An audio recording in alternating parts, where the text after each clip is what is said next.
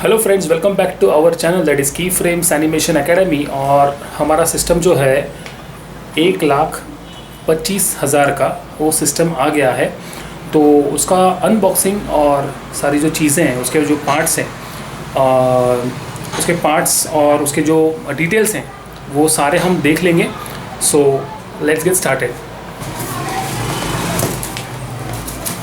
तो ये रहा कूलर मास्टर का कैबिनेट और इसमें मैंने सारी चीज़ें अभी डाल के उसको रखा है। ठीक है, तो हम इसको उठाकर ऊपर रख देते हैं।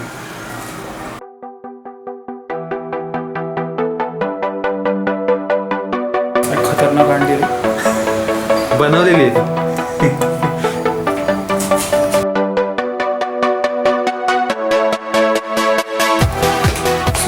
एक्चुअली ये बोलना था मुझे कि ये सिस्टम मैं अनबॉक्स कर रहा हूँ, पर ये सिस्टम मेरा नहीं है, मैं स्टूडेंट के लिए लिया है। ठीक है ना, ठीक है ना। और ऑफ कोर्स भाई काम करना है तो इतना बड़ा सिस्टम लेना ही है आपको। ठीक है, पहले ही क्लियर कर देना कभी भी अच्छी चीज़। ठीक है, सो जैसे मैंने कहा था, शुरू में ही कहा था, इसका बजट है 1,25,000। ठीक है, इसमें 1,25,000 में 3,000 का यूपीएस है, तो वो आप माइनस कर लो, पकड़ लो 5,000 माइनस कर लो इस चीज़ में से। बाकी सारे जो चीज़ हैं 1,20,000 राउंड फिगर पकड़ लो, जिसमें पूरा सिस्टम है विद एवरीथिंग, मॉनिटर वगैरह सब कुछ है। 1,20,000 का बजट नहीं है, 70,000 का बजट है, 80,000 का बजट है। इवन दो आपका सिस्टम बहुत अच्छा बनेगा। ठीक है ना। सो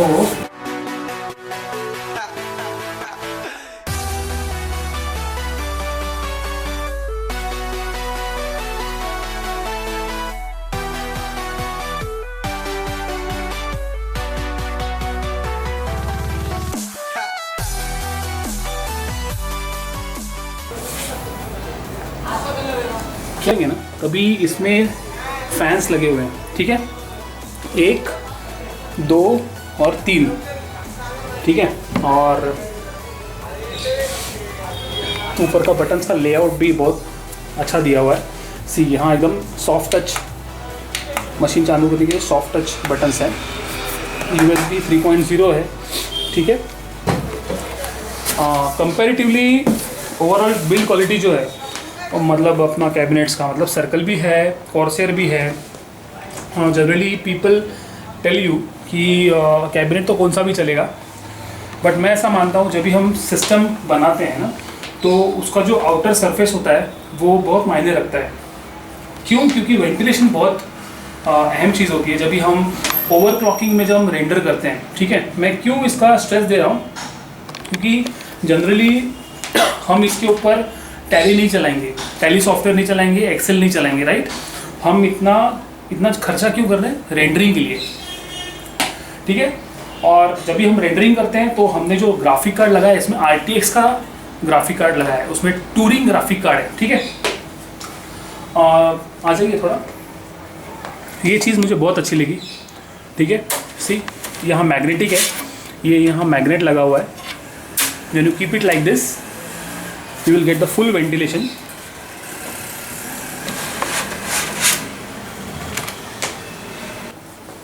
यहाँ से मैं स्क्रू और निकालता हूँ इसका। उड़ सकते ना रे, उड़ सकते ना।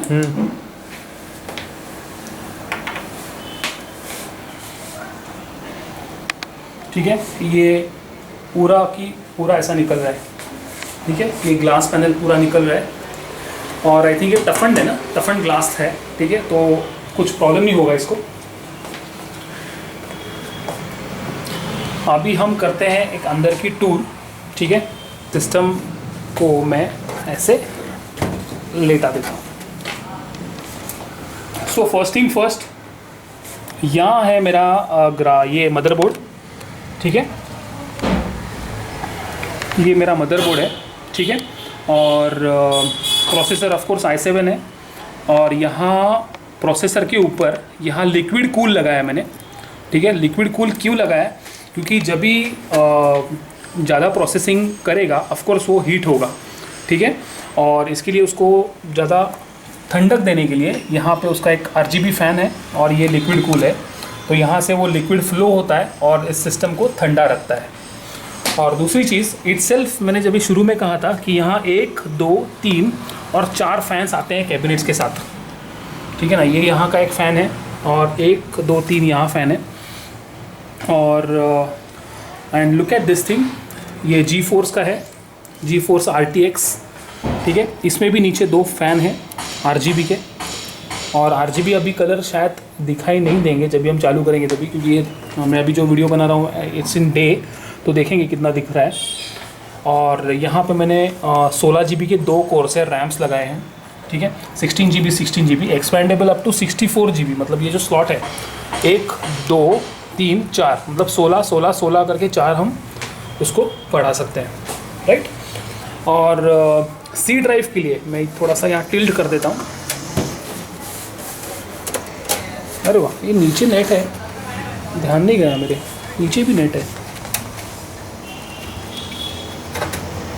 कूलर मास्टर का 750 क्या बोलते हैं SMPS डाला हुआ है, ठीक है ना।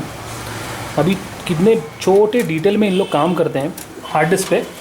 तो मैंने यहाँ पे ये जो हार्ड डिस्क दिख रही है ये SSD है, ठीक है ना। ये छोटी वाली दिख रही है SSD है, जो कि C ड्राइव में हमने लगाया हुआ है ताकि वो बूट जल्दी करेगा। सी नॉट ओनली बूट, मतलब हमको लगता है कि C ड्राइव जल्दी बूट होगा, अपना कंप्यूटर जल्दी बूट होगा, वैसा नहीं है। एक्चुअली प्रोग्राम्स जो चलते हैं वो C ड्राइव के ऊपर चलते हैं, जो उसके सारे DLL फाइल्स होते हैं वो सारे C ड्राइव पे चलते हैं। तो इसके लिए उसको सेपरेट रखना एक अच्छी चीज़ है। मैं ऐसा नहीं कहता कि आपको हर वक्त SSD ही करना है, आप SSD कर सकते हो, पर उसको सेपरेट रख दो। C drive separate and D drive should be separate. हाँ, अगर आप SSD करते हो, मतलब अभी मैंने इसको 240 है ना 240 है SSD, तो इसका जो स्पीड है 7x फास्टर होता है, 7 times it will be faster to whatever it is. जो प्रोग्राम चलेगा वो फास्ट चलेगा, राइट। फिर वो भले आप वो टीन मोशन चलाओ, वीरे चलाओ, 3D Max चलाओ या लुमियन चलाओ।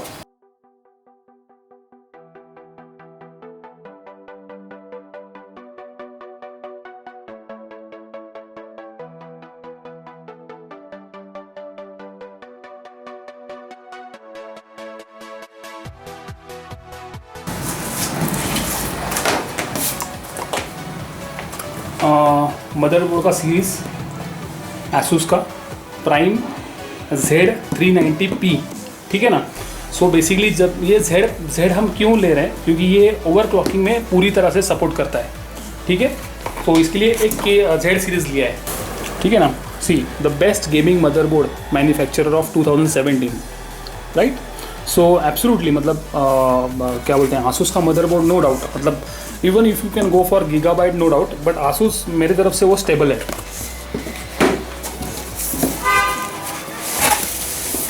जो मैंने वो कहा था अपना SMPS, ये 750 का है, ठीक है। 750 क्यों जनरली हम यूज़ करते हैं, 450 वाट हम यूज़ करते हैं, बट 450 जो है वो कम, जिसका स्पेक्स होता है, कम ग्राफिक कार्ड है, उसके लिए ठीक है। बट जब भी आप अच्छी तरह से, मतलब मजबूत वाला ग्राफिक कार्ड लेते हो, अच्छा दो हार्ड डिस्क है, SSD भी है, HDD भी है, तो उसके लिए आपको पावर सप्लाई ज़रूरत से ज़्यादा देना पड़ता है। मेरी चीज़ याद रखो, जितना ज़रूरत उतना मत दो, ज़रूरत से ज़्यादा सप्लाई देना पड़ता है। क्योंकि क्या होता है, पार्ट्स जब भी जाते हैं, मतलब फ्लक्चुएशन होता है, तभी सबसे पहला इम्पैक्ट पड़ता है तुम्हारा पावर सप्लाई पे। अगर पावर सप्लाई ठीक नहीं रहेगा तो आगे के पार्ट्स ठीक से नहीं चलते, ठीक है। सो मैं प्रीफर करता हूँ, अगर स्ट्रॉन्ग पीसी है तो इसके ऊपर बिल्कुल कॉम्प्रोमाइज़ मत करना। जहाँ जहाँ कॉम्प्रोमाइज़ कर सकते हैं मैं आपको बताता हूँ। अभी ये कूलर मास्टर का क्या बोलते हैं, लिक्विड कूल है, ठीक है, मास्टर लिक्विड, ठीक है, RGB। बजट कम है, डोंट गो फॉर RGB, इसमें लाइट नहीं लगेंगे, ठीक है। अगर उससे थोड़ा बजट कम है, इसको मत बिठाओ, कोई प्रॉब्लम नहीं होगा। ये उसके लिए है जो ज़्यादा परफॉर्मेंस के लिए आपको किसी को ठंडा रखता है एट एनी कंडीशन। रात भर सिस्टम चल रहा है, खाली एक दिन का नहीं, मैं हफ्ते भर का बोल रहा हूँ। अगर हफ्ता भर आपको ये सिस्टम चलाना है तो इसको ठंडा रखना बहुत ज़रूरी है, ठीक है। जब ये चलेगा इसका टेम्परेचर बहुत अप जाता है।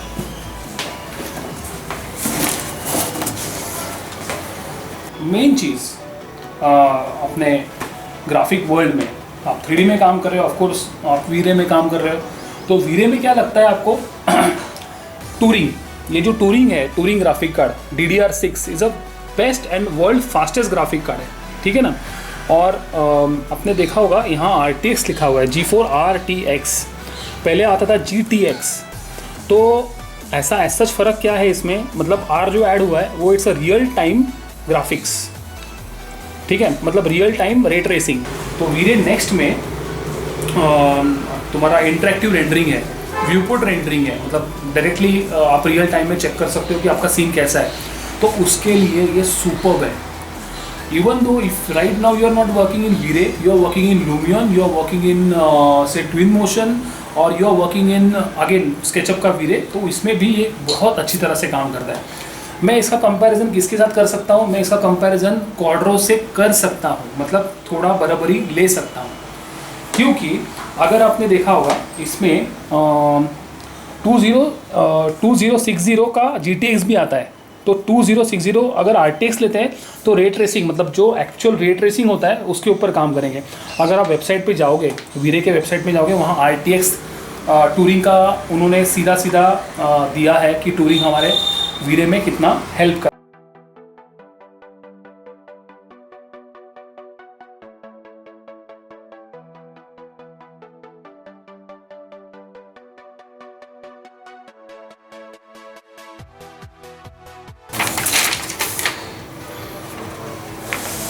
समझा आपको? आई थी तो ताई। इसका काम हो गया है, हम इसको रखेंगे साइड में।